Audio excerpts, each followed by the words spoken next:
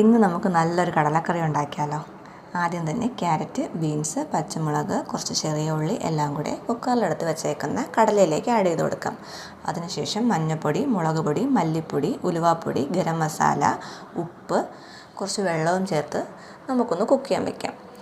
അതിനുശേഷം മിക്സിയുടെ ജാറിലേക്ക് കുറച്ച് തേങ്ങ, കുറച്ച് കാഷ്യൂ നട്ട്സ്, 1-2 ചെറിയ ഉള്ളി, വെള്ളവും ചേർത്ത് നല്ല പേസ്റ്റായിട്ട് അരച്ചെടുക്കാം. അതിനുശേഷം ഒരു പാൻ എടുത്ത് കടുക് പൊട്ടിച്ച് ഇഞ്ചി വെളുത്തുള്ളി ചതച്ചത് ചേർത്ത് ഒന്ന് മൂപ്പിച്ചെടുക്കാം. അതിനുശേഷം കറിവേപ്പില, ഒരു തക്കാളിയും ചേർത്ത് നന്നായിട്ട് വഴറ്റിയെടുത്ത് അതിലേക്ക് കുക്ക് ചെയ്ത് വെച്ച കടല ആഡ് ചെയ്ത് കൊടുക്കാം. അതൊന്ന് തിളച്ച് വരുമ്പോഴത്തേനും അതിലേക്ക് തേങ്ങാപ്പാലൊഴിച്ച് അതിനുശേഷം കുറച്ചുകൂടെ ഗരം മസാലയും ഇട്ട് കുറച്ച് മല്ലിയിലയും കുറച്ച് കറിവേപ്പിലയും ഇട്ട് ഒന്ന് ഗാർണിഷ് ചെയ്യാം. ഇപ്പോൾ നമ്മുടെ കറി ഇവിടെ റെഡി ആയിട്ടുണ്ട്. ഇനി നമുക്ക് സെർവ് ചെയ്യാവുന്നതാണ്.